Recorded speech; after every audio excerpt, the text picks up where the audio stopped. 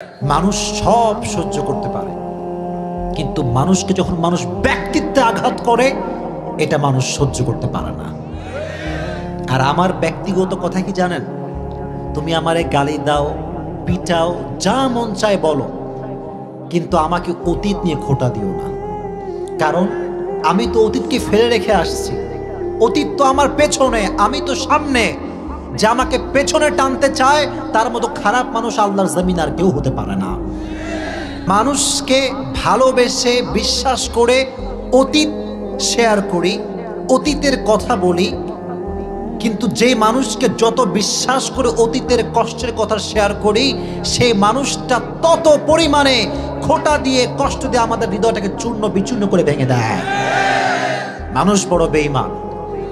আজকে আমরা শুনবো অতীত নিয়ে খোঁটা দিলে কিংবা ভালো হওয়ার পরে যদি কোনো ব্যক্তি কোনো মানুষকে খোঁটা দেয় তার লাইফে কি কি আযাব আসবে আজকে আমরা কোরআন এবং হাদিস থেকে জানবো। রাজি আছেন তো ইনশাআল্লাহ? ফার্স্ট, যদি আপনি কাউকে অতীত নিয়ে খোঁটা দেন, তার ভালো হওয়ার পর তাকে খোঁটা দেন, তাকে লাঞ্ছিত করেন, অপেক্ষা করেন আল্লাহ আপনাকে একদিন লাঞ্ছিত করে ছাড়বে। কোনো সন্দেহ আছে আপনাদের ভেতরে? আল্লাহ কাউরে ধরে না, ধরলে আল্লাহ ছাড়ে না। ব্যাপারটা কি জানেন? যে মানুষটা কাউকে বিশ্বাস করে অতীতের কথাটা শেয়ার করেছে সে মানুষ হচ্ছে সৎ, আর যারে শেয়ার করতে সে হচ্ছে একটা গাদ্দার। এই মানুষটা কি করে জানেন? প্রথমে সব সুন্দর করে মিষ্টি ভাষায় বলো, তুমি না আমার বন্ধু, তুমি না আমার ভালোবাসা, তুমি না আমার বউ, বলো বলো বলো বলো বলো। আর যখন বলার শেষ কাটা জায়গায় লবণ আঘাত মারতে এক মুহূর্ত দেরি করে না। রাসূল কারীম সাল্লাল্লাহু আলাইহি ওয়াসাল্লাম বলেছেন, লা তুযুল মুসলিমিন, তোমরা মুসলমানদেরকে আঘাত করো না, ওয়ালা তুআইরুহুম, তোমরা মুসলমানদেরকে লাঞ্ছিত করো না, ওয়ালা তাত্তাবিউ আওরাতিহিম, তোমরা কারো গোপন দোষ তালাশ করো না। ফাইন্নাহু মান তাতাব্বা আওরাত আখিহিল মুসলিম তাতাব্বা আল্লাহু আওরাতাহু, আল্লাহর নেচারটা হচ্ছে যে মানুষের গোপন দোষকে লোকের সামনে প্রকাশ করবে, আল্লাহ তাকে মানুষের সামনে ল্যাংটা করে ছেড়ে দেবে। আওয়াজ দিয়ে বলেন ঠিক কিনা? ওমান তাতাব্বা আল্লাহু আওরাতাহু ইয়াফযাহু ওয়ালাউ ফি জাওফি রাহলিহি, আর আল্লাহ যারে ধরবে, আল্লাহ যারে লাঞ্ছিত করবে, সে পৃথিবীর যেখানেই পালিয়ে যাক না কেন আল্লাহর পাকড়াও থেকে সে বাঁচতে পারবে। যদি আপনি মানুষকে খোঁটা দেন, definitely, indeed and verily, Allah subhanahu wa ta'ala will humiliate yourself. আল্লাহ আপনাকে লাঞ্ছিত করবে। একটু অপেক্ষা করেন, একটু অপেক্ষা করেন। এজন্য আজ থেকে যদি নিজে সম্মানিত হয়ে বাঁচতে চাই, কাউকে কখনো কোনো প্রকার খোঁটা দেওয়া যাবে। It is very bad to dwelling on the past. কাউকে খোঁটা দেওয়া অতীত নিয়ে, এটার মতো জঘন্যতম পাপ পৃথিবীতে দ্বিতীয়টা হতে পারে। এক নম্বর আযাব। দুই নম্বর আযাব, যুবকরা শোনো, খুব ভালো করে শুনবেন। যদি কেউ কাউকে অতীত নিয়ে খোঁটা দেয়, ভালো হওয়ার পরে খোঁটা দেয়, তার লাইফে দ্বিতীয় যেই আযাবটা আসে সেটি বড় মারাত্মক আযাব। সেটি হচ্ছে যাকে আপনি অতীত নিয়ে খোঁটা দিচ্ছেন তার বদদোয়া আপনার লাগতে পারে। আসতে বললেন কেন? ঠিক কিনা? বদদোয়া লাগতে পারে কি পারে না? যাকে আপনি অতীত নিয়ে খোঁটা দিচ্ছেন সে হচ্ছে মাজলুম, আর মাজলুমের দোয়ার মাঝে এবং আল্লাহর দোয়া কবুল করার মাঝে কোনো দেওয়াল নাই। ছিল এখন ঠিক কিনা? ইত্তাকি দাওয়াতাল মাজলুম ফাইন্নাহা লাইসা বাইনাহা ওয়া বাইনাল্লাহি হিজাব। Fear the মাজলুম, fear the oppressed people. যারা মাজলুম এদেরকে তোমরা ভয় করো, কারণ হাদিসে আল্লাহর নবী বলেছেন যখন মাজলুম দোয়া করে এই দোয়াটা সরাসরি আরশে আজিমে গিয়ে নক করে। সুবহানাল্লাহ পড়ে। এজন্য বদদোয়ার থেকে যদি বাঁচতে চান, কাউকে আজ থেকে কখনো কোনো প্রকার খোঁটা দেওয়ার মতো জঘন্যতম কাজ আর করা যাবে। সেকেন্ড, থার্ড, যদি আপনি কাউকে অতীত নিয়ে খোঁটা দেন, অতীত নিয়ে কষ্ট দেন, যাকে আপনি কষ্ট দিবেন তার মন থেকে আল্লাহ তাআলা আপনার জন্য যে সম্মান ছিল এটা দূর করে দিবে। মানুষ সব সহ্য করতে পারে, কিন্তু মানুষকে যখন মানুষ ব্যক্তিত্বে আঘাত করে এটা মানুষ সহ্য করতে পারে না। আর আমার ব্যক্তিগত কথা কি জানেন? তুমি আমারে গালি দাও, পিটাও, যা মন চায় বলো, কিন্তু আমাকে অতীত নিয়ে খোঁটা দিও না। কারণ আমি তো অতীতকে ফেলে রেখে আসছি। অতীত তো আমার পেছনে, আমি তো সামনে। যে আমাকে পেছনে টানতে চায় তার মতো খারাপ মানুষ আল্লাহর জমিন আর কেউ হতে পারে না। এজন্য সম্মান যদি পেতে চান, কখনো কাউকে অতীত নিয়ে খোঁটা দেওয়া যাবে। নাম্বার 4, এটা সবচাইতে ডেঞ্জারাস। এটা বলে আমরা তাফসীর শুরু করব ইনশাআল্লাহ।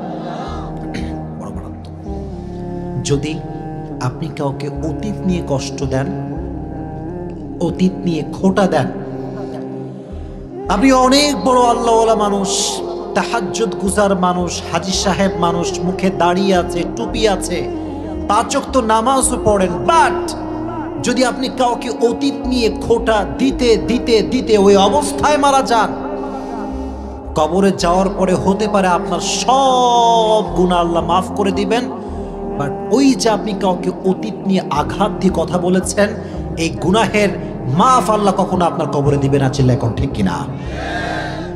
কারণ হক হচ্ছে 2 প্রকার। এক হচ্ছে আল্লাহর হক। আল্লাহর হক নামাজ পড়েন নাই, আল্লাহ আপনাকে ক্ষমা করতে পারে।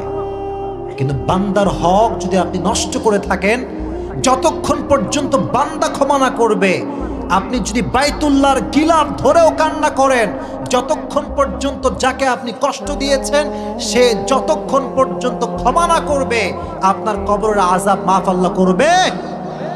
এজন্য আমরা তওবা করি আজ থেকে, যতদিন বেঁচে আছি কোনোদিনও কাউকে তার অতীত নিয়ে চুল পরিমাণ কোনো খোঁটা দিব না। রাজি আছেন তো ইনশাআল্লাহ? আল্লাহ তাআলা আমাদের সবাইকে অতীতে খোঁটা দেওয়ার যে ব্যক্তিত্ব আমরা বিলং করেছি আজকে আমাদের সমাজে, আমাদেরকে এই গুনাহের থেকে আল্লাহ তাআলা হেফাজত করুক। সকলে পড়া আমিন। তাহলে আজকে যে তাফসীর আমরা শুনবো, সূরাটার নাম হচ্ছে সূরা আর-রাহমান। সূরাটার নাম কি? আর-রাহমান।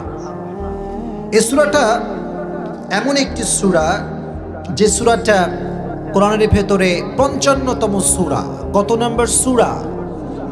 কুমিল্লার মানুষের আওয়াজ তো কম। কত নম্বর সূরা? আয়াত সংখ্যা হচ্ছে মোট 78টি। আয়াত সংখ্যা কত? আরো জোরে কত? 78। এই সূরাটা, প্রত্যেকটা সূরার মাঝে 2টি চ্যাপ্টার থাকে। এক হচ্ছে মাক্কি চ্যাপ্টার, আর একটা হচ্ছে মাদানী চ্যাপ্টার। তো এই সূরাটা আল্লাহ তাআলা মাক্কি চ্যাপ্টারে নাজিল করেছেন। কোন চ্যাপ্টারে? মাক্কি চ্যাপ্টারে। প্রিয় ভাইরা, প্রত্যেকটি সূরার মাঝে দেখবেন হয় মাক্কি না হয় মাদানী, 2টির যে কোনো একটা হবেই হবে। প্রত্যেকটা সূরার মাঝে 2টি চ্যাপ্টার আল্লাহ দিয়েছেন, 1 নাম্বার মাক্কি আর 1 নাম্বার মাদানী। মাক্কি চ্যাপ্টারের বৈশিষ্ট্য হচ্ছে আল্লাহর নবী শান্ত শান্ত দাওয়াত দিয়েছেন, নরম ভাষায় কথা বলেছেন, গলার আওয়াজকে উঁচু করেন নাই। কারণ আমার পক্ষের লোক যখন কম, আমার আওয়াজও তখন কম। আবার লোক যখন বেশি, সাউন্ড বেশি হবে কি হবে না? হবে। মাদানী জীবনে মুসলমানদের সংখ্যা বাড়তে শুরু করলো, যুবকদের সংখ্যা বাড়তে শুরু করলো। মাদানী জীবনে ফার্স্ট নবীজি যেই কাজটা করলেন সেটি হচ্ছে নবীজি সমাজটাকে সংস্কার করলেন। সুবহানাল্লাহ পড়ে। He was a very good reformer of the society. শোনেন নাই? as a father, as a teacher, as a lawyer, as a commander, as a messenger, Muhammad is the superman of the world. Allahu Akbar. বাবা হিসেবে, নেতা হিসেবে, সমাজ সংস্কারক হিসেবে গোটা বিশ্বের জন্য আমার নবীকে সুপার মডেল করে পাঠিয়েছে একজন, তিনি কে? এটা হচ্ছে মাদানী জীবনের বৈশিষ্ট্য। লাক্সের মানুষকে আজকে একটা মন থেকে প্রশ্ন করতে চাই, এই মদিনায় যাইতে কি মন চায় আপনাদের সবার? ডানের ভাইরা বলেন নাই, আমি আবার বলি। নবীজির রওজার সামনে দাঁড়িয়ে একটাবারের জন্য নবীজিকে সালাম পেশ করতে মন চায় সবার? আজকেই লাকসামের মাটি থেকে আমি দোয়া করে দিই তাফসিরের শুরুতেই, আমার রব, আজকে যারা আমার সামনে বসেছে, যুবকরা, মুরব্বীরা, যে মায়েরা বোনেরা আমাকে শুনছে, আমার ডানে বামে যারা আছে, আমাদের সবাইকে তুমি মৃত্যুর পূর্বে একবারের জন্য হলেও নবীজির রওজার সামনে গিয়ে সালাম পেশ করার তৌফিক দিও। মনে বড় আশা ছিল যাব মদিনায়, পড়েন না আমার সাথে, মনে বড় আশা ছিল যাব মদিনায়, সালাম আমি করব গিয়ে, পড়েন না আমার সাথে, সালাম আমি করব গিয়ে নবীর রওজায়, মনে বড় যাব মদিনায়, পড় আমি আরব সাগর পাহাড়ি দেব নাই কো আমার তোরি,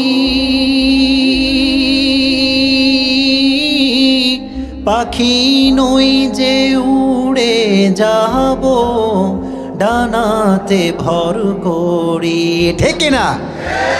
আরব সাগর পাহাড়ি দেব নাই কো আমার তোরি, পাখি নই যে উড়ে যাব ডানাতে ভর করি, আশায় আছে সম্বল নাই, পড়েন, আশায় আছে সম্বল নাই, কি করি উপায়, পড়েন না, মনে বড় যাব মদিনায়, সালাম আমি করব গিয়ে নবীর রওজায়, মনে বড় আশা ছিল যাব মদিনায়, প্রণামী। আল্লাহ সবাইকে তুমি নবীজির রওজার সামনে দাঁড়িয়ে একটা বারের জন্য হলো সালাম পেশ করার তৌফিক দিও, সকলে চিৎকার করে প্রণামী। এই সূরাটার ফজিলত কি? হাদিসে এসেছে রাসূল করিম সাল্লাল্লাহু আলাইহি ওয়াসাল্লাম বলেছেন, যে ব্যক্তি সূরা রহমান বেশি বেশি তেলাওয়াত করবে, আল্লাহ রাব্বুল আলামিন তার জন্য জাহান্নামের দরজা বন্ধ করে দিবেন, জান্নাতের সমস্ত দরজা আল্লাহ তার জন্য খুলে দিবেন। This is the number 1 significance. Number 2, যে ব্যক্তি সূরা রহমান বেশি বেশি তেলাওয়াত করবে, কিয়ামতের কঠিন ময়দানে তার চেহারাটা চাঁদের ন্যায় ঝলমল করে চকমক করতে থাকবে, সুবহানাল্লাহ পড়া। আবার হাদিসে এসেছে রাসূল করিম সাল্লাল্লাহু আলাইহি ওয়াসাল্লাম বলেছেন, সূরা রহমান যে ব্যক্তি বেশি বেশি তেলাওয়াত করবে, তার রিজিকটাকে বৃদ্ধি করে দিবে একজন, তিনি কে? এই সূরা রহমানটা হচ্ছে পুরো কোরআনের অর্ধেক সৌন্দর্য আল্লাহ তাআলা সূরা রহমানের ভেতরে ঢুকিয়ে দিয়েছে, সুবহানাল্লাহ পড়ে। আবার আল্লাহর হাবিব বলেছেন, লিকুল্লি শাইইন উরুস ওয়া উরুদুল কোরআনি সূরাতু আর রহমান। প্রত্যেকটা জিনিসের একটা নববধূ আছে, আর কোরআনের নববধূর নাম হচ্ছে সূরা আর রহমান। আস্তে পড়লেন কেন? মন খুলে পড়েন সুবহানাল্লাহ। এখন প্রশ্ন যে হুজুর, সূরা রহমানকে কোরআনের নববধূ কেন বলা হয়? প্রশ্ন আছে না নাই? একজন নববধূ যখন নতুন বিয়ে করে, বাসর রাতে দেখবেন নববধূ লাল বেনারসির শাড়ি পরে, চুড়ি পরে, হাতে পায়ে আলতা মেখে, সুন্দর করে মেকআপ করে, লিপস্টিক দিয়ে পুরো শরীরটাকে তার স্বামীর জন্য উজাড় করে সাজায়, ঠিক কিনা? এক্স্যাক্টলি একজন নববধূ যেমন তার স্বামীর জন্য বাসর রাতে পুরোটা উজাড় করে সাজায়, এই সূরা রহমানের ভেতরে দুনিয়াতে আল্লাহ তাআলা তার বান্দাদেরকে কি কি নিয়ামত দিয়েছেন, দুনিয়ার পরকালীন জীবনে কি কি নিয়ামত দিবেন, প্রত্যেকটা কথা আল্লাহ তাআলা বান্দাদের জন্য সুন্দর করে সূরা রহমানের ভিতরে সাজিয়ে দিয়েছে। কোন সুবহানাল্লাহ। আল্লাহ শুরু করছেন, আর-রহমানু আল্লামাল কুরআন খালাকাল ইনসান। এই আয়াত কখন নাজিল হয়? হাদিসের ভেতরে এসেছে রাসূল করিম সাল্লাল্লাহু আলাইহি ওয়াসাল্লাম সবার মাঝে দাওয়াত দেওয়া শুরু করলেন আর বলতে শুরু করলেন, ওয়া ইযা কিলা লাহুমুসজুদু লির-রহমান, তোমরা রহমানের সিজদা করো। তখন সবাই প্রশ্ন করলো, ক্বালু ওয়া মার Rahman, who is the Rahman? সবাই প্রশ্ন করলো রহমানটা কে? আল্লাহ বলল, রহমানকে চেনো না? আজকে তোমাদেরকে সূরা রহমানের ভেতরে রহমানের পরিচয়টা আমি তুলে ধরবো। আল্লাহু আকবার। আর রহমান সবচেয়ে মায়াময়, দয়াময়। শুধুমাত্র একজন, আওয়াজ দিয়ে বলেন তিনি কে? কে? আরো জোরে কে? আল্লাহর মতো দয়াময় পৃথিবীতে দ্বিতীয়টা আর কেউ কি হতে পারে? মনে রাখবেন, আল্লাহর দয়া ছাড়া পৃথিবীতে এক মুহূর্ত টিকে থাকা সম্ভব হতে পারে? সম্ভব না। এটা এক মুহূর্ত বেঁচে থাকা আল্লাহর রহমত ছাড়া অসম্ভব। নবীজি বললেন, হে আয়েশা শোনো, কিয়ামতের কঠিন ময়দান যখন কায়েম হয়ে যাবে, কোন ব্যক্তি আল্লাহর রহমত ছাড়া জান্নাতে ঢুকতে পারবে না। আয়েশা বললেন, ইয়া রাসূলুল্লাহ, আপনিও কি আল্লাহর রহমত ছাড়া ঢুকতে পারবেন না? নবীজি বললেন, আয়েশা লা লা, আমিও আল্লাহর রহমত ছাড়া জান্নাতে প্রবেশ করতে পারবো না। তবে কিয়ামতের কঠিন ময়দানে আল্লাহর রহমত আমাকে চতুর্পাশ থেকে ঘেরাও করে বেষ্টিত করে রাখবে। সুবহানাল্লাহ পড়ে। আল্লাহ সবচাইতে বড় রহমান, আল্লাহ সবচাইতে বড় রহিম, সবচাইতে দয়াময় একজন। আওয়াজ দিয়ে বলতে হবে তিনি কে? আল্লাহ সবচাইতে দয়াময়। কতটা দয়াময়? 24 পারার 3 পৃষ্ঠায় আল্লাহ তাআলা বলেছেন, কুল ইয়া ইবাদিয়াল্লাযীনা আসরাফু আলা আনফুসিহিম লা তাকনাতু মির রাহমাতিল্লাহ। আল্লাহ আমাদেরকে ডাকতেছে, রে আমার বান্দা, ইয়া ইবাদি, কুল শামিল, সবাইকে শামিল করে আল্লাহ তাআলা ডাকছেন। খ্রিস্টান, ইহুদি, বৌদ্ধ, নাসারা, মুসলমান, তুমি তো আমারই বান্দা। আমরা সবাই কার বান্দা?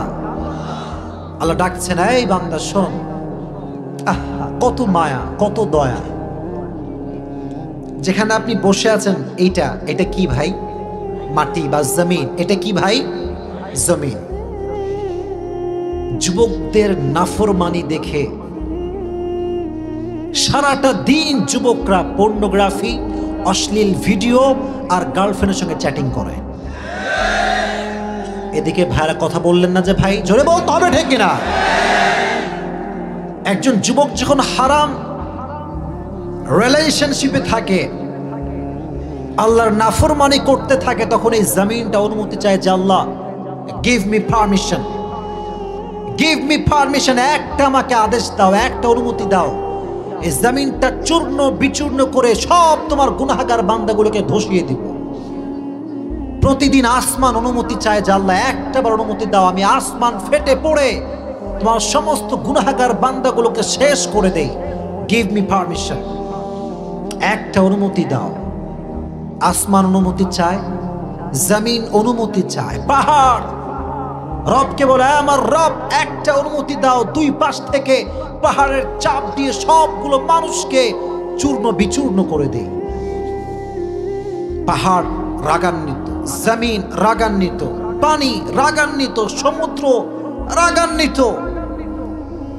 কিন্তু যার নাফরমানি করা হচ্ছে সে কি বলছে দেখেন, হাদিসে কুদসি, ইন কানা আবদি ফামিন্নি ওয়া ইলাইয়া আবদি, ইন কানা আবদুকুম ফাশানুকুম বিহি। হে আসমান, হে জমিন, হে সমুদ্র, হে পাহাড়, যদি এগুলো তোমার বান্দা হয়, যা মন চায় করো, ধসিয়ে দাও, জ্বালিয়ে দাও, পুড়িয়ে দাও, চূর্ণ বিচূর্ণ করে দাও। ইন কানা আবদি ফামিন্নি ওয়া ইলাইয়া আবদি, যদি আমার বান্দা হয় তবে আমি রবের রহমতের উপরে সবাইকে ছেড়ে দাও। সুবহানাল্লাহ পড়ে, আমার উপরে ছেড়ে দাও। এটা কেমন জানেন? মাঝে মাঝে দেখবেন ফ্যামিলিতে দ্বন্দ্ব লাগে, ভাইয়ে ভাইয়ে মারামারি, বউ স্বামীতে মারামারি, আছে না নাই? যদি কোনো থার্ড পার্সন এসে মাথা গলায় কি হয়েছে কি হলো, আমরা কি বলি? এটা আমাদের ফ্যামিলি ডিসকাশন, মাঝখানে নাক গলাবেন না। আল্লাহ বলছে এই ফেরেশতা থাম, এই জমিন থাম, এটা আমার বান্দা এবং আমার বিষয়, তুই মাঝখানে নাক গলাতে আসবি না। আমার মন চাইলে আমি আমার বান্দাকে মাফ করে দিব। সুবহানাল্লাহ। কিন্তু এই জমিন এবং আসমান আল্লাহকে বলে, আল্লাহ কথা কি বোঝা যায়? বলতে হবে বোঝা যায়। বুঝতে কোনো সমস্যা হচ্ছে? জমিন এবং আসমান বলছে, আল্লাহ তুমি কি যুবকগুলোকে দেখো না? সারাটা দিন দাড়িগুলো ক্লিন শেভ করে গার্লফ্রেন্ডের জন্য, সারাটা দিন ফেসবুকে চ্যাটিং করে সব গায়রে মাহরাম নারীদের সঙ্গে। তুমি কি যুবকদেরকে দেখো না? তুমি কি মেয়েগুলোকে দেখো না, যেই মেয়েগুলো জিন্সের প্যান্ট আর টি শার্ট পরে ঘুরে বেড়ায়, যেই মেয়েগুলো সারাদিন একটা নয় 4-5টা ছেলের সঙ্গে প্রেম করে বেড়ায়? আল্লাহ তুমি কি নাফরমানি দেখো না? তুমি কেন আযাব দাও না? দেখেন না কত রহমান, কত রহিম। আল্লাহ বলছে শোন, ইন আতানি নাহারান কাবিলতুহু ওয়া ইন আতানি লাইলান কাবিলতুহু। আমি আযাব দিই না এই জন্য, আমি তো আমার বান্দার অপেক্ষায় আরশে আযমে বসে থাকি। কখন আসবে, কখন আসবে আমার কাছে তওবা করতে? যদি রাতে আসে, রাতে তওবা কবুল। যদি দিনে আসে, আমি আল্লাহ দিনেও তার তওবাটাকে কবুল করে দেব। শুধু এতটুকু, এই দাড়ি এখন কি সাদা না কালো? বলেন, আরো জোরে বলেন। ঠিক 40 বছর পরে আমার বয়স যখন 70 হবে বা 65 হবে, দাড়ি কি কালো থাকবে না সাদা হয়ে যাবে? আল্লাহ বলছে তুই যখন মৃত্যুর শেষ পর্যায়ে চলে গিয়েছিস, যখন তোর দাড়ি সাদা, চোখে তুই কিছুই দেখতে পাস না, পা দুর্বল, কোমর দুর্বল, শরীর দুর্বল, তুই যদি সেই মুহূর্তে তওবা করতে যাস, মানুষ বলবে আরে বুড়া বয়সে কিসের তওবা, মানুষ বলবে। কিন্তু তুই একটা বার আমাকে ডেকে দেখ, তুই যত বুড়া হোস না কেন, তুই যখনই বলবি আল্লাহ আমার তওবা, ঠিক সেই মুহূর্তে মেলে তওবা কবুল করে নেব। ইন্নাল্লাহা ইয়াগফিরু যুনুবা জামিআ। এতটুকু নয়, indeed and verily I will forgive all the sins of your life। তুই যখনই বলবি আল্লাহ আমি সমস্ত গুনাহের থেকে তওবা করলাম, ওই মুহূর্তে আমি আল্লাহ তোর সমস্ত গুনাহকে মাফ করে দিয়ে তোকে মাসুম বান্দা হিসেবে কবুল করে নেব। কুমিল্লার মানুষের সুবহানাল্লাহ এত আস্তে তো হতে পারে না। মন খুলে পড়েন সুবহানাল্লাহ। আল্লাহ কতটা রহমান। একটা ঘটনা মনে পড়েছে, বলবো সবাইকে? একটা তাকবীর দেন দেখি, লিল্লাহি তাকবীর। বনি ইসরায়েলের একজন যুবক, তার নাম হচ্ছে কিফিল। এমন একজন যুবক, যে যুবক প্রত্যেক দিন 3-4টা নারী ভাড়া করে আসে, পতিতা নিয়ে আসে বাসার ভেতরে। বাসার ভেতরে পতিতা ভাড়া করে সবার সঙ্গে জেনা করে, একসঙ্গে নাউজুবিল্লাহ পড়েন। পুরো বয়স যৌবনকাল জেনা করতে করতে করতে কাটায়। প্রতিদিন নতুন নতুন নর্তকীকে টাকা দিয়ে নিয়ে আসে। এই কিফিল এতটা ধনী ছিল যে তার সময়ে তার চতুর্পাশে তার মতো ধনী আর কেউ ছিল না, এতটা রিচ ম্যান সে ছিল। একদিনের ঘটনা, কথা কি বোঝা যায়? যুবকরা এই কানটা খাড়া করো, এখানে একটা কান আছে, দিলে একটা কান আছে না নাই? यहां से जब सुनोगे यहां से निकल जाएगा, लेकिन जब यहां से सुनोगे खुदा की कसम ये जाएगा ठीक लेकिन निकलेगा नहीं। হৃদয়ের কান্দে শুনতে হবে আজকের ওয়াজ। রাজি আছেন তো ইনশাআল্লাহ?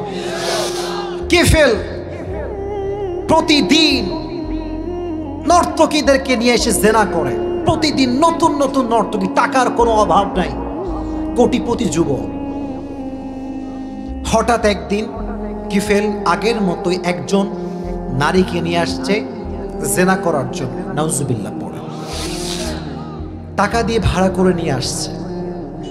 যখন কিফেল জেনা করবে ঠিক তার পূর্ব মুহূর্তে তাকায় দেখে যে নারীকে সে নিয়ে আসছে আজকে জেনা করার জন্য, সে নারীর চোখ দিয়ে অঝরে অঝরে অঝরে পানি ঝরছে, দু চোখ ভর্তি পানি আর পানি, পানি আর পানি।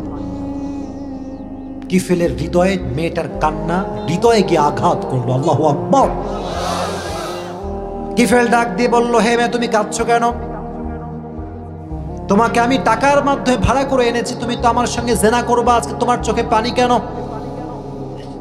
মেয়ে ডাক দিয়ে বলছে, হে যুবক কিফেল, আমি একজন ভদ্র ঘরের মেয়ে, সম্ভ্রান্ত পরিবারের আমি একজন মেয়ে, কিন্তু আজকে আমার অভাব আমাকে পতিতার জায়গায় নিয়ে এসেছে।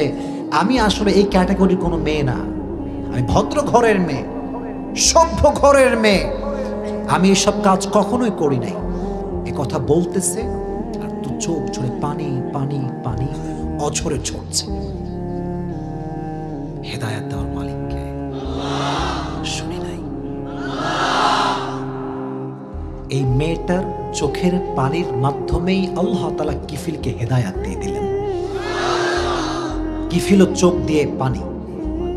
কিফিল বলল, হে আমার বোন, আমাকে মাফ করে দাও, অনেক বড় ভুল করে ফেলেছি, জীবনে এমন কোনো গুনাহ নাই যে গুনাহটা আমি কিফিল করি নাই, সব গুনাহ আমার দ্বারা হয়েছে, তুমি আমাকে মাফ করে দাও, আমাকে তুমি মাফ করে দাও। এবং তাকে বলল যে, হে আমার বোন, তুমি আজকে আমার জন্য দোয়া করো, আমার রবও যেন আমাকে মাফ করে দেয়, তুমি দোয়া করে দিয়ে যাও।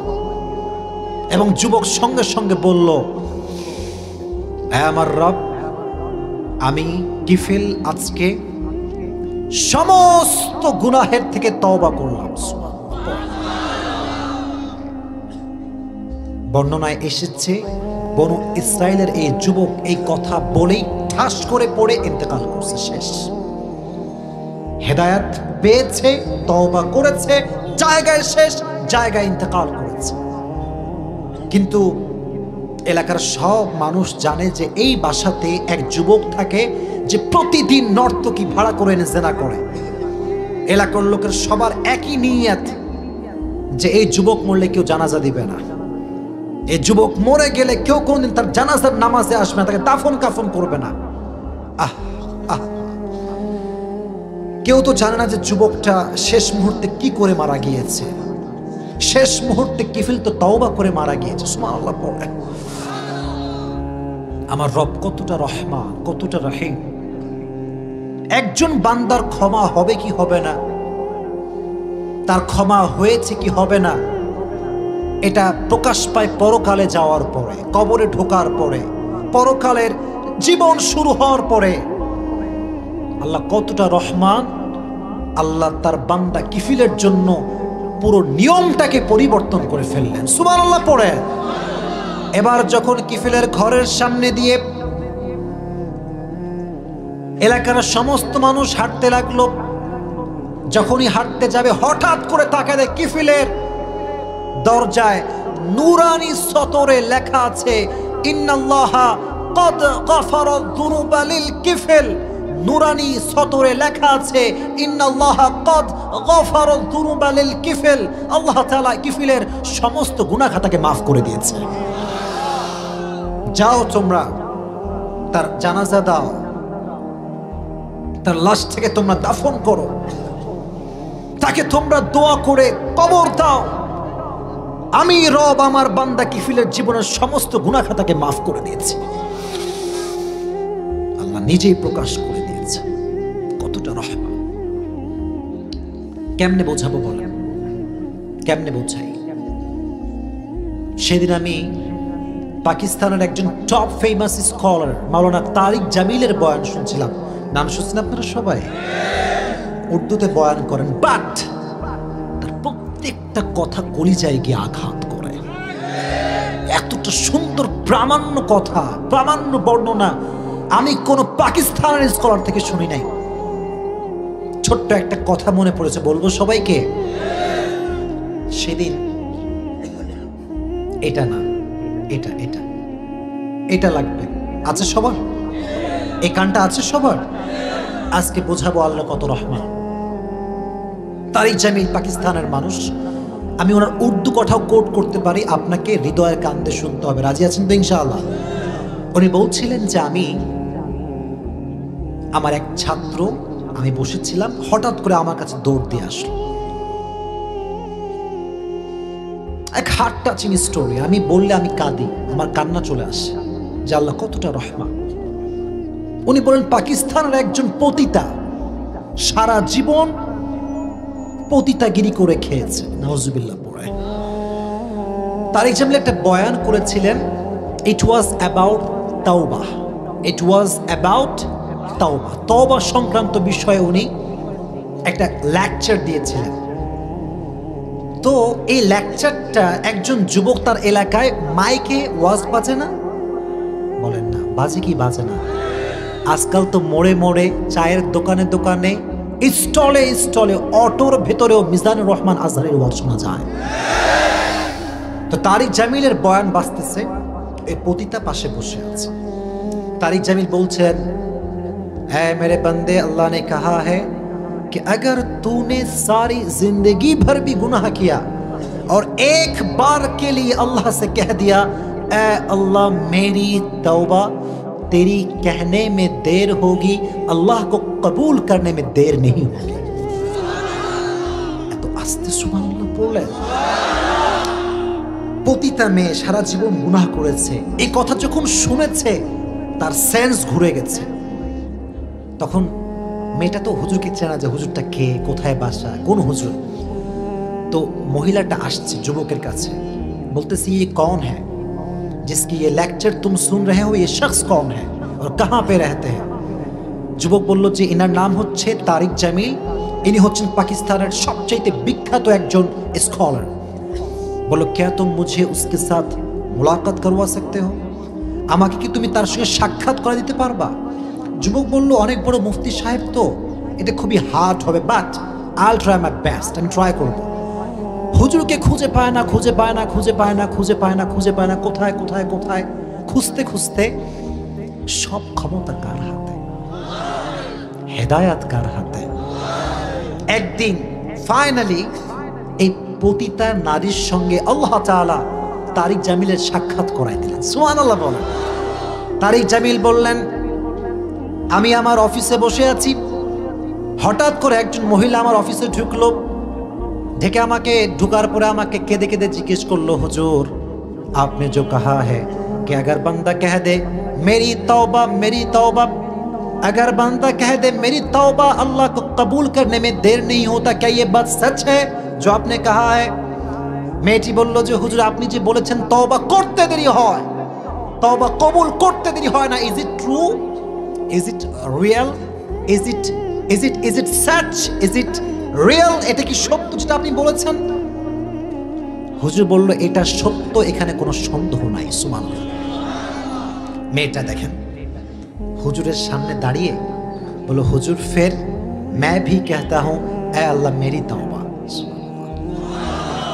মেয়েটা বলল, হুজুর আমিও বললাম আজকে আল্লাহকে, জাল্লাহ আমার তওবা, মানে আমি জীবনেও আর কোনোদিন পতিতাগিরি আর করব। এটা বলে গো ব্যাক, ফিরে গেছে। অনেকদিন সাক্ষাৎ নাই হুজুরের সঙ্গে মেয়েটার, বহুদিন ধরে সে মহিলাটা হুজুরের কাছে আর আসে না। দীর্ঘ অনেক দিন পরে হুজুর ভাবলেন যে ওই মহিলাটার কি খবর, যে এরকম পতিতা ছিল আমার কাছে এসেছিল।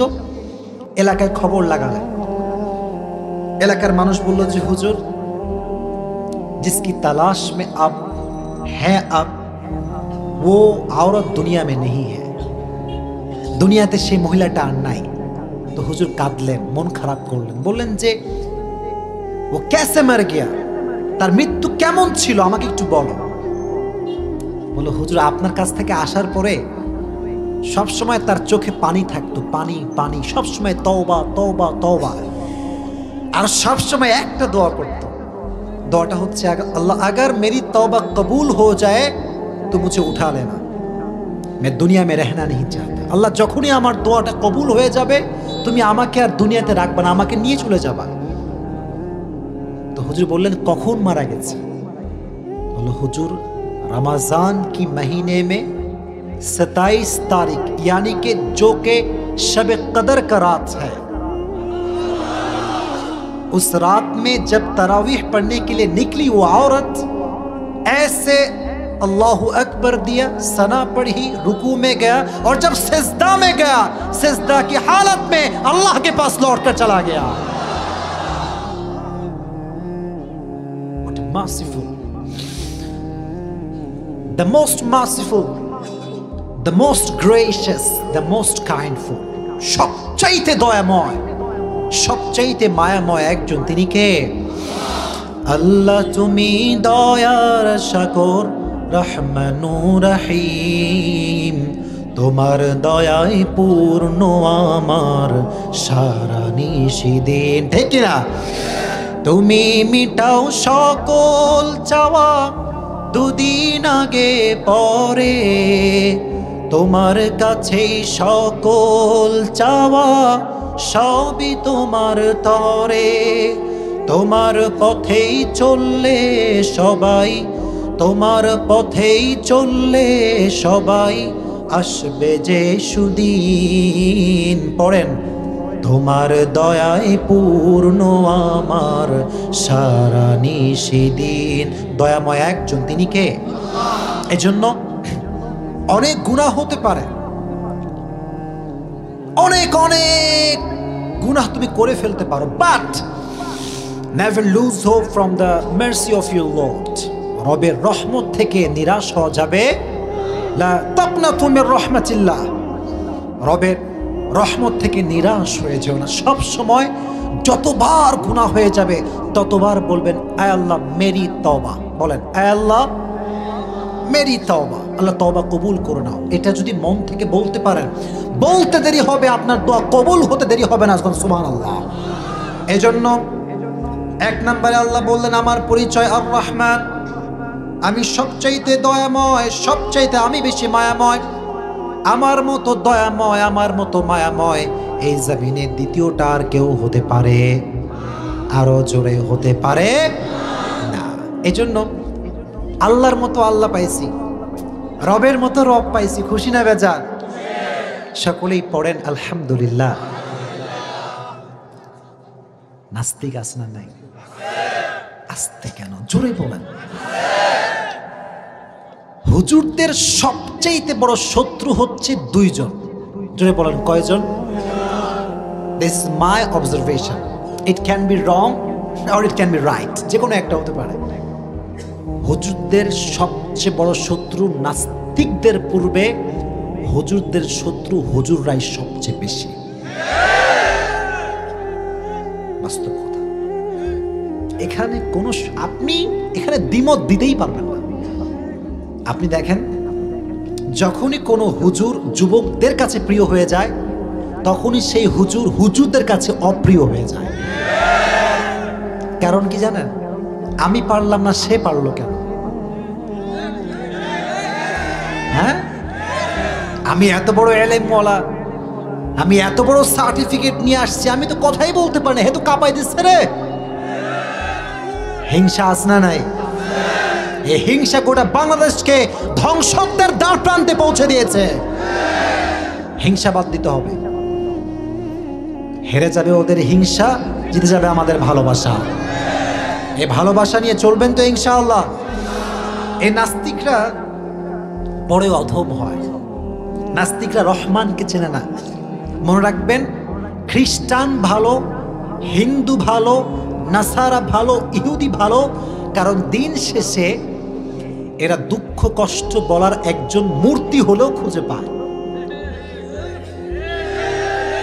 আর নাস্তিক হ্যাঁ কিছুই খুঁজে পায় না, কারণ সে তো স্রষ্টাতেই বিশ্বাস করে না। আহা আহা, এ বড় মারাত্মক জিনিস ভাই। নাস্তিকরা যে কতটা খারাপ, কতটা যে বদমাইশ, এর কোনো কল্পনা হতে পারে? আহা, আমরা যারা রহমানকে মানি আমাদের মনে একটা আলাদা প্রশান্তি আছে না নাই? এক নাস্তিক এক হুজুরের কাছে আসছে। মনোযোগ আছে সবার? দোয়া করে দিব, আমি দোয়া করে দিব। আচ্ছা শোনা, হুজুরকে এসে বলছে, পাকিস্তানের একজন বড় মুফতি সাহেব, দেওবন্দে পড়াশোনা করেছেন উনি, এসে বলছে, হুজুর মুঝে আপসে এক সওয়াল করনা হ্যায়, একটা প্রশ্ন করতে চাই, অনুমতি কি দিবেন? এই হুজুরটা জানে এই নাস্তিক, সারাক্ষণ হুজুরকে ডিস্টার্ব করে, হুজুর কিচ্ছু বলে না। হুজুর আছে খেপে গেছে, ভাবতেছে আজকে যাই হোক আর তাই হোক এরা সোজা করেই ছাড়বো ইনশাআল্লাহ পড়ে। তবে এটা শোনার পরে মাইন্ড করা যাবে না। মাইন্ড করবেন নাকি আপনারা? মনে রাখবেন, যেমন কুকুর তেমন মুগুর, এখানে কোনো ছাড় দেওয়া যাবে? হুজুর বললো যে ঠিক আছে, ক্যা সওয়াল है बोलो, क्या सवाल करना चाहते हो? तो उसने कहा कि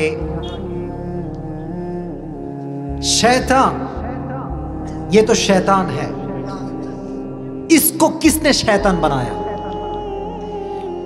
আমি আপনার কাছে প্রশ্ন করতে চাই যে শয়তান, তারে কোন শয়তানে ধরলো যে সে আদমজাতকে সেজদা করলো না? প্রশ্ন আছে না নাই? গত কয়েকদিন একটা ভিডিও ভাইরাল হয়েছিল বাংলাদেশেই, যে কোনো একজন যুবক প্রশ্ন করেছিল যে শয়তানকে শয়তান কে বানাইছে? প্রশ্ন আসলে আছে না নাই? আস্তে বলে কেন, জোরে বলতে হবে, আছে না নাই? এটার উত্তর আজকে আমি আপনাদেরকে বুঝাই দিয়ে যাব, ঠিক আছে? শয়তানকে কে গোমরা করেছে? যদি আল্লাহ গোমরা করে থাকে তাহলে তো আল্লাহ রহমান হতে পারে না। কারণ আল্লাহ যদি রহমান হয়, বান্দাকে পথভ্রষ্ট করবার জন্য কোনো শয়তানকে আল্লাহ গোমরা করতে পারে না। হুজুর বললেন এর একটা উত্তর আছে। ভাই কি আছে? কথা বলেন, কি আছে? উত্তরটা হচ্ছে, হুজুর বললেন দেখো, তুমি যখন চা বানাও, চা কি বানাও? চাটা কেমনে বানাও?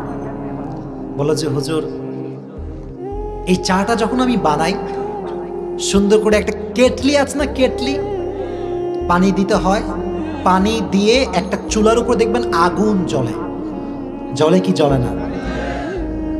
যখন আমি আগুনের উপরে কেটলি রাখি তখন এটা গরম হয়, তখন এটা চা হয়, ঠিক কিনা? হুজুর বললেন যে ये किससे गर्म होती है? तो उस एथियस्ट ने कहा ये तो आग से गर्म होती है। किससे गर्म होती है? आग माने आगुन। हुजूर बोलो इस आग से अगर गर्म होती है चाय, तो इस आग को किसने गर्म किया? बोलें ना भाई, ठीक किना? आगुन दिए चा गरम करो, आगुन आबार गरम के करलो, ठीक किना बोले? এই উত্তর কখনো শেষ হবে না। মনে করেন মুরগি ডিম দিচ্ছে, আগে বলি না, মুরগি ডিম দিচ্ছে, তো ডিম দিচ্ছে মুরগি, এই মুরগিরে কে দিল? ওই মুরগির ডিম কে দিচ্ছে? তার মুরগির কে ডিম দিল?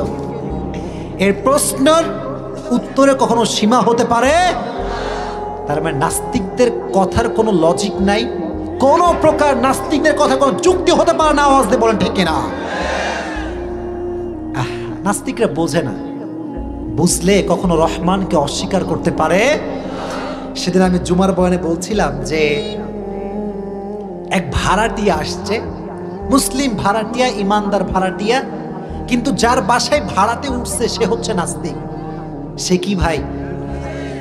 তো নাস্তিক অলওয়েজ ট্রাই করে যে আমি আমার ভাড়াটিকে কেমন করে নাস্তিক বানাতে পারি। নাউজুবিল্লাহ পড়ে। তো ভাড়াটিয়ার সুযোগে আছে, একদিন ভাড়াটিয়ার রুমের পাশে দাঁড়িয়ে নাস্তিক শুনতে পাচ্ছে ভাড়াটিয়া আল্লাহর কাছে দোয়া করছে, আল্লাহ বড় অভাবে আছি, আল্লাহ টাকা পয়সা কিছু নাই, বাজার করতে পারতেছে না, কোনোভাবে টাকা পয়সা ইন্তজাম করে দাও, বাজারের ইন্তজাম করে দাও। নাস্তিক ভাবছে এই তো সুযোগ, আমি আগামীকালকে সব বাজার করে নিয়ে আসবো আর ওকে দিয়ে বলবো দেখ সব বাজার আমি করলাম, আল্লাহ বলতে রহমান বলতে কিছু নাই। নাউজুবিল্লাহ পড়ে। তারপরের দিন সকাল হয়েছে, গেট বাড়াইছে, কে আছো কে আছো খোলো। ভাড়াটিয়া গেট খুলছে, গেট খুলে দেখে নাস্তিক আটা, ময়দা, গরুর গোস্ত, মুরগির গোস্ত, ডিম সব নিয়ে হাজির। নাস্তিক বলে, এই দেখ, তুমি না গতকালকে দোয়া করেছিলে আল্লাহ আমারে দিয়ে দাও, দেখো আল্লাহ বলতে কেউ নাই, আমি নিয়ে আসছি। এবার মুসলিম বলে, বাবা আমি দোয়া করেছি বিধায় তো আল্লাহ তোর মতো নাস্তিকদের আমার রিজিকের ফয়সালা করে দিয়েছে। রহমান কি জানো না তোমরা? এটা হচ্ছে রহমান। এজন্য আমরা রবকে মনে প্রাণে বিশ্বাস করব তো ইনশাআল্লাহ। রব তার 2 নম্বর পরিচয় দিচ্ছেন, আমরা শেষ করে দিব। আগে এটা তাকবীর দি, লিল্লাহি তাকবীর। শুনি নাই, লিল্লাহি তাকবীর। রবের 2 নম্বর পরিচয় আল্লামাল কোরআন। এই কোরআনটা আমাদেরকে শিক্ষা দিয়েছে একজন, তিনি কে? একটা হাদিস মক্তবে সবাই পড়ছেন না, খায়রুকুম মান তাআল্লামাল কোরআন ওয়া আল্লামাহ। তোমাদের মাঝে সর্বোত্তম ব্যক্তি হচ্ছে সেই ব্যক্তি যে ব্যক্তি নিজে কোরআন শেখে, অপরকে কোরআন শেখায়। সুবহানাল্লাহ পড়ে। এবার বলেন, লাকসামের মানুষ হিংসা করা এটা কি জায়েজ না না জায়েজ? তবে হিংসাও জায়েজ আছে 2টা ক্ষেত্রে। জোরে বলেন, কয়টা ক্ষেত্রে? ডানের ভাইরা এত মরা হলে হবে? 2 ক্ষেত্রে হিংসা করা জায়েজ। জোরে বলেন, কয় ক্ষেত্রে? হাদিসে এসেছে লা হাসাদা ইল্লা আলাল ইথনাইন। 2 ক্ষেত্রে হিংসা করা জায়েজ। 1 নাম্বার, রাজুলুন আতাহুল্লাহুল কোরআন ফাহুয়া ইয়াকুমু বিহি আনা আল-লাইলি ওয়ান নাহার। 1 নাম্বার হচ্ছে সেই ক্ষেত্রে হিংসা করা জায়েজ যে ব্যক্তিকে আল্লাহ তাআলা কোরআনের শিক্ষা দিয়েছেন, সে নিজে কোরআন পড়ে অপরকে কোরআন শিক্ষা দেয়। কেউ যদি তাকে দেখে ভাবে, আরে আল্লাহ যদি আমাকে এমন শিক্ষা দিত আমিও শিখতাম, মানুষকেও শিখাতাম, এই হিংসা শুধুমাত্র জায়েজ নয়, এটা সওয়াবের কাজ। সুবহানাল্লাহ পড়ে। This is the first category, এটা হিংসা করা জায়েজ। 2 নাম্বার, রাজুলুন আতাহুল্লাহু মালান ফাহুয়া ইউনফিকু মিনহু আনা আল-লাইলি ওয়ান নাহার। যে ব্যক্তিকে আল্লাহ অঢেল সম্পদ দিয়েছে আর সে ব্যক্তি প্রতিদিন দান করে, প্রতিদিন দান করে। আর কেউ যদি ভাবে যে আহা, এত টাকা যদি আমার কাছে থাকতো আমিও দান করতাম, এটাও এমন হিংসা যে হিংসা করা আল্লাহর রাসূল জায়েজ বলেছেন। সুবহানাল্লাহ পড়ে। তাহলে হিংসা করতে হলে 2 ক্ষেত্রে হিংসা করব। জোরে বলেন, কয় ক্ষেত্রে?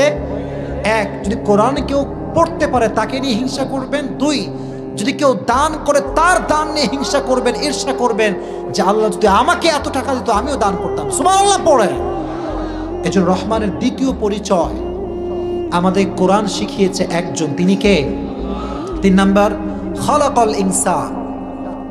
মানুষ সৃষ্টি করেছে একজন, তিনি কে? এই চ্যাপ্টারে 2 মিনিট কথা বলবো যুবকদেরকে নিয়ে, তারপরে আমরা দোয়া দিব। 2টো হাত তুলেন সবাই।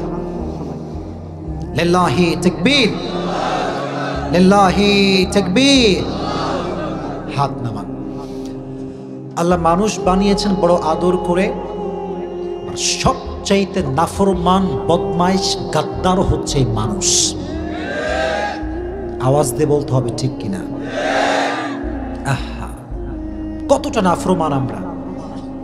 এ মানুষ আল্লাহর সৃষ্টি, কিন্তু আল্লাহকে সন্তুষ্ট করা বাদ দিয়ে মানুষকে বেশি বেশি সন্তুষ্ট করে।